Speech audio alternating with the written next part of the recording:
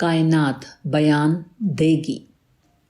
مجھے ایک بار لکھنؤ کے ایک علاقے میں جانا ہوا جہاں آم کے باغات تھے۔ میں نے دیکھا کہ درختوں پر پھل لگے ہوئے ہیں مگر سب کے سب کالے ہو رہے ہیں۔ دریافت کرنے پر معلوم ہوا کہ یہ دھوئیں کی وجہ سے کالے ہو گئے۔ ان باغات کے پاس اینٹ کے بھٹے تھے جن کی چمنیوں سے ہر وقت کوئلے کا دھواں نکلتا رہتا تھا۔ اس دھوئیں کی وجہ سے تمام پھل کالے ہو کر خراب ہو گئے، ان کی بڑھوتری رک گئی، وہ منڈی میں بھیجنے کے قابل نہ رہے۔ یہی اس دنیا کی تمام چیزوں کا حال ہے۔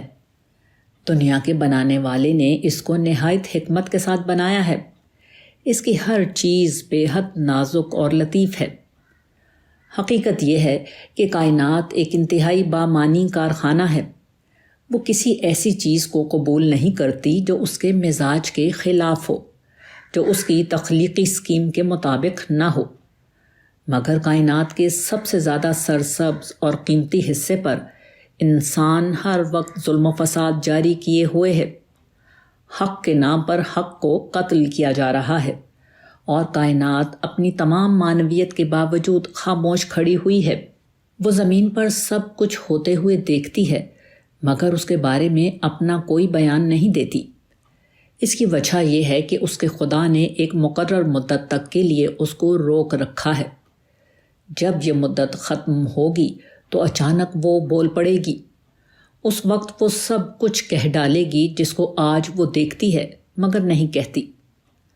آدمی اپنے اقتدار کی سیاست چلاتا ہے اور اس کو خدا کی سیاست کا نام دیتا ہے۔ وہ مکمل اصلاح کے نفاذ کا نعرہ لگاتا ہے، اور جب آزمایا جائے تو معلوم ہوتا ہے کہ وہ جزئی اصلاح پر بھی قائم نہیں۔ وہ اپنے پڑوسی کو ستاتا ہے اور دور کے ظالم کے خلاف جھنڈا لے کر کھڑا ہوتا ہے۔ وہ اپنی انا کی پرستش میں لگا ہوتا ہے اور دوسرے کی انانیت اور تعصب کا اعلان کرنے کے لیے سٹیج سجاتا ہے۔ وہ مفاد پرستی اور استحصال میں غرق ہوتا ہے اور انصاف اور انسانیت کے عنوان پر تقریریں کرتا ہے۔ وہ ضد اور نفرت اور انتقام کے تحت کارروائی کرتا ہے اور زبان سے یہ ظاہر کرتا ہے کہ وہ صرف حق کے لیے ایسا کر رہا ہے۔ وہ اپنے بدترین شیطانی کاموں کو بیان کرنے کے لیے بھی نہایت خوبصورت الفاظ پا لیتا ہے۔ یہ سب کچھ انسانی دنیا میں ہو رہا ہے، اور کائنات اپنی تمام نفاست اور لطافت کے باوجود چپ رہتی ہے۔ وہ سچ کو سچ نہیں کہتی اور جھوٹ کے جھوٹ ہونے کا اعلان نہیں کرتی۔ کیا کائنات کے اندر تضاد ہے؟ کیا یہ ایک گونگی کائنات ہے؟